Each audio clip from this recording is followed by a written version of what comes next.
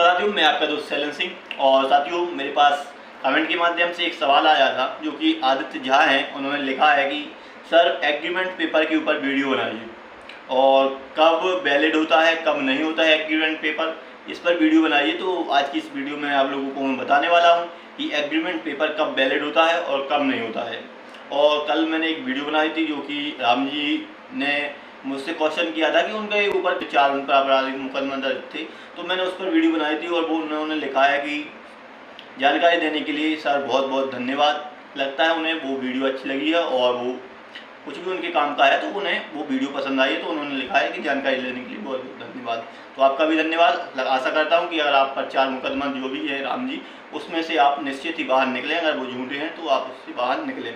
तो आज की इस वीडियो में हम आपको बताने वाले हैं कि एग्रीमेंट पेपर कब वैलिड होता है और कब नहीं होता है। सबसे पहले मैं आपको बता दूं कि कोई भी एग्रीमेंट होता है 2 पक्षों के बीच में या फिर 2 व्यक्तियों के बीच में, कोई भी एग्रीमेंट हो रहा है, कोई भी करार होता है, तो उस करार को, उस एग्रीमेंट को करने से पहले सबसे पहले यह देखा जाता है कि जो भी एग्रीमेंट हो रहा है उस एग्रीमेंट को करने से पहले दोनों व्यक्ति सहमत हैं उस बात को लेकर या फिर नहीं है।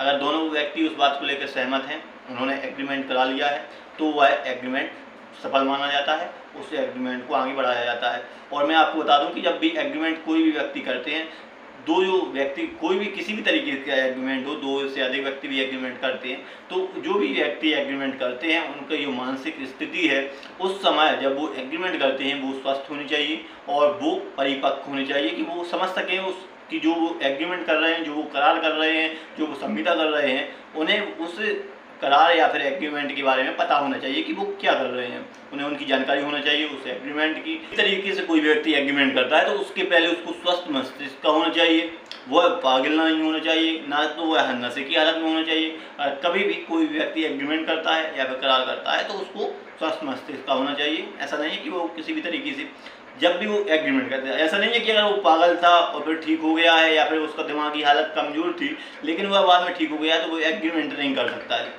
यह होता है कि कभी भी अगर एग्रीमेंट जब कर रहे हैं जब उसको स्वस्थ मस्तिष्क का होना चाहिए, वो पागल घोषित नहीं होना चाहिए, ना तो उसकी दिमागी हालत कमज़ोर होनी चाहिए।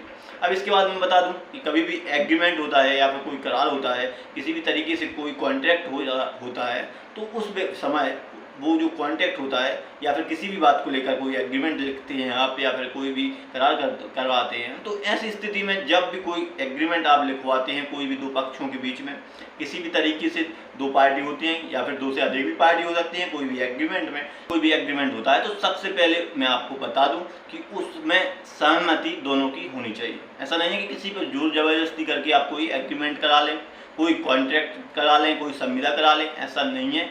आप दोनों पक्षों की सहमति बराबर होनी चाहिए।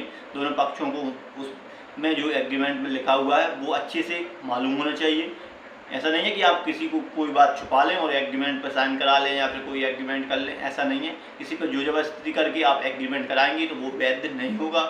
और मैं आपको बता दूं, अगर किसी भी तरीके से कोई भी विधिपूर्ण नहीं है या फिर विधि के विरुद्ध कोई एग्रीमेंट होता है या फिर कानूनी नहीं है, गैर कानूनी है, तो आपको मैं बता दूं वो भी मान्य नहीं होगा। अगर किसी भी तरीके से 2 व्यक्तियों के बीच में या फिर अधिक व्यक्तियों के में कोई भी एग्रीमेंट होता है तो ऐसी स्थिति में मैं आपको बता दूं, अगर वो विधि के विरुद्ध है या फिर गैर कानूनी है तो ऐसी स्थिति में वो मान्य नहीं होता है। कोई भी एग्रीमेंट हो उसी भी तरीके से अगर कोई भी बात जो जबरदस्ती करा के या फिर गैर कानूनी है और कोई एग्रीमेंट में आप लिख लें और वो करवाने लगे, ऐसा कोई भी अगर एग्रीमेंट होगा जो जिसमें कोई भी बात या फिर कोई भी ऐसा तथ्य है या फिर कोई भी ऐसा पॉइंट है जो गैर कानूनी है, जो कानून के विरुद्ध है, तो अगर आप एग्रीमेंट में मेंशन करते हैं तो वो एग्रीमेंट शून्य माना जाएगा, वो एग्रीमेंट मान्य नहीं होगा।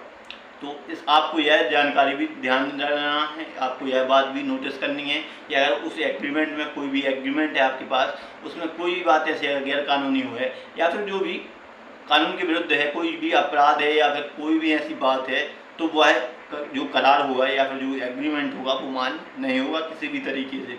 अब इसके बाद मैं बता दूं कि अगर आपको कोई भी एग्रीमेंट करते हैं, क्योंकि मैं एग्रीमेंट पे अगर वीडियो बनाऊंगा तो लंबी हो जाएगी, तो अब इसके बाद मैं आपको बता दूं पेपर आपको कैसे तैयार करने हैं एग्रीमेंट के, कब आपके एग्रीमेंट के जो पेपर होंगे वो मान्य माने जाएंगे। आप लोगों की जानकारी के लिए मैं बता दूं कि आप अगर कोई भी एग्रीमेंट करते हैं, किसी भी व्यक्ति के साथ करते हैं, कोई भी एग्रीमेंट करते हैं, तो आप जब एग्रीमेंट करते हैं तो आप उसको नोटराइज करा लीजिए।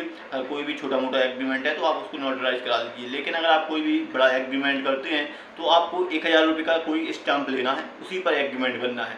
क्योंकि अगर आप छोटा मोटा स्टाम्प पेपर लेंगे तो उस पर किसी भी तरीके से आगे चलकर आपको कोई परेशानी आ सकती है, कोई दिक्कत परेशानी आ सकती है। लेकिन अगर कोई आप बड़ा कॉन्ट्रैक्ट करते हैं, कोई संविदा करते हैं, तो 1000 रुपये से ऊपर का जो स्टाम्प पेपर होगा उस पर अगर कोई भी एग्रीमेंट आप करेंगे, 1000 रुपये का कोई भी स्टाम्प पेपर होगा उसके ऊपर आप एग्रीमेंट करेंगे तो वह वैलिड माना जाएगा। उसको जब भी आप 1000 रुपये का स्टाम्प लेंगे उस पर आप कोई भी एग्रीमेंट करेंगे, दोनों पक्षों की आप जो भी जिससे भी एग्रीमेंट करते हैं, कोई भी एग्रीमेंट हो, तो उसमें स्टाम्प पेपर पर आप कोई भी एग्रीमेंट करते हैं, कोई भी आप करार करते हैं तो वो वैलिड माना जाता है। और साथ में मैं आपको बता दूं कि आप उसको रजिस्टार भी करा सकते हैं और आप रजिस्ट्री ऑफिस जाकर और रजिस्ट्रार ऑफिस जाकर उसको रजिस्टार करा सकते हैं उस एग्रीमेंट को। और जिस भी व्यक्ति के साथ अगर आप एग्रीमेंट करते हैं आप उसको भी साथ लेकर जाएं और उसका आधार कार्ड ले लें, अपना आधार कार्ड ले लें, अपना पैन कार्ड ले लें और जो भी इसमें सामान लगे, आपका जो पैन कार्ड है, आपका वोटर ID कार्ड है, आपका आधार कार्ड है, ऐसे आपकी फ़ोटो है, ऐसे सामान लगेंगे तो आप वो दे सकते हैं। और उस व्यक्ति के साथ जिससे आप एग्रीमेंट कर रहे हैं उसको भी आप उसके भी सामान लगेंगे, उसका आधार कार्ड, पैन कार्ड और वोटर ID कार्ड और उसकी फ़ोटो। और साथ में जब भी एग्रीमेंट करते हैं आप तो वहाँ पर जब एग्रीमेंट करते हैं तो साथ में आप 2 गवाह लगा लीजिए। आपके साथ जो भी गवाह होंगे उसको लेकर आप एग्रीमेंट कराने जाएं, उनके सिग्नेचर करा लें। और सामने वाली पार्टी की भी अगर 2 गवाह हैं तो आप जितने भी आप अपने पक्ष में गवाह लेके जाएंगे आप उस पर एग्रीमेंट में प्रस्तुत कर देंगे, साइन करा लेंगे, उनके सिग्नेचर करा लेंगे तो वो आपके लिए बहुत अच्छा होगा, वो एग्रीमेंट बहुत बेस्ट होगा। क्योंकि मैं आपको बता दूं कि अगर आगे चलकर कोई भी परेशानी आती है तो आप उनको गवाहों को भी प्रस्तुत कर सकते हैं कि यह मेरे साथ थे और यह एग्रीमेंट हुआ है, तो आपका जो एग्रीमेंट होगा वो मान्य माना जाएगा। और आपको किसी भी तरीके से अगर आगे कोई परेशानी फेस करनी पड़ती है, कोई दिक्कत परेशानी आती है, कोई भी एग्रीमेंट में कोई फ्रॉड करता है, एग्रीमेंट को फॉलो नहीं करता है, कोई भी आपको धोखा कर देता है, तो आपके आगे वह आपके काम में आएंगे। जो भी गवाह की आप साइन कराएंगे, सिग्नेचर कराएंगे, उसकी आप उसको पेश करके अपने पक्ष में फैसला करा सकते हैं। और जो भी एग्रीमेंट नहीं मानता है तो उसके खिलाफ कानूनी कार्रवाई भी करा सकते हैं। और मैं आपको बता दूं कि जो एग्रीमेंट होगा उसे वो मानना पड़ेगा और वह एग्रीमेंट वैलिड होगा। और आपको मैं यही बता दूं कि अगर कभी भी आप एग्रीमेंट करते हैं तो आपको यह जरूर देखना है, आपको अगर कोई भी बड़ा एग्रीमेंट करते हैं तो आप वो 1000 रुपये से अधिक का ही स्टाम्प पेपर पर एग्रीमेंट करें। अगर आप 1000 रुपये से कम का कोई भी स्टाम्प पेपर पर एग्रीमेंट करते हैं तो फिर थोड़ी समस्याएं होती हैं, प्रॉब्लम फेस करनी पड़ती है। अगर 1000 रुपये से अधिक के स्टाम्प पेपर पर आप कोई भी एग्रीमेंट करते हैं तो उसमें ज़्यादा समस्याएं फेस नहीं करनी पड़ती हैं। और एग्रीमेंट करते समय आपको जो भी आप एग्रीमेंट में लिखवाते हैं या फिर कोई भी एग्रीमेंट करते हैं तो दोनों पार्टियों को फेस टू फेस होते हैं और आमने सामने बैठकर आप दोनों पढ़ें और उन्हें भी अच्छे से नोटराइज करें और आप भी उस एग्रीमेंट को अच्छे से देखें। फिर उसके बाद ही आप कोई भी एग्रीमेंट करें, उस पर सिग्नेचर करें, ताकि आपको आगे चल के कोई दिक्कत परेशानी का सामना ना करना पड़े। और मैं आपको एक सलाह और दूंगा कि अगर किसी भी तरीके से आप एग्रीमेंट करते हैं तो आप वकील की सहायता जरूर लें। वकील के माध्यम से अगर एग्रीमेंट करेंगे तो आपको बहुत अच्छा रिजल्ट मिलेगा। आगे चलकर आपको जो भी एडवोकेट होंगे, जो भी वकील होंगे, वो अच्छी सलाह देंगे। तो आप एडवोकेट की सलाह पहले लें। अगर एडवोकेट की सलाह लेकर अगर आप एग्रीमेंट कोई भी करते हैं तो आपको आगे चलकर कोई दिक्कत परेशानी का सामना नहीं करना पड़ेगा। कोई भी कॉन्ट्रैक्ट को लेकर कोई भी सवाल है, कोई भी एग्रीमेंट को लेकर कोई सवाल है तो आप हमें कमेंट में पूछ सकते हैं, हम उसका रिप्लाई भी करेंगे। क्योंकि अधिकतर व्यक्तियों के मन में ऐसे डाउट होते हैं और कई प्रश्न होते हैं तो वो हमसे पूछ सकते हैं। हम आपकी वीडियो के माध्यम से भी आपको बता सकते हैं। अगर कोई क्वेश्चन आपका बड़ा होगा और आपका छोटा मोटा कोई क्वेश्चन होगा जो मैं कमेंट बॉक्स के माध्यम से अगर रिप्लाई कर सकूंगा तो मैं आपको कमेंट बॉक्स के माध्यम से ही रिप्लाई कर दूंगा और आपकी जो समस्या होगी वो हल हो जाएगी। तो आपको यह वीडियो कैसी लगी? अगर वीडियो आपको अच्छी लगी हो तो वीडियो को लाइक कर दें और इस वीडियो को अपने दोस्तों में भी ज़्यादा से ज़्यादा शेयर करें। और अगर आप हमारे चैनल पर पहली बार आए हैं तो चैनल को भी सब्सक्राइब कर लें। फिर मिलते हैं।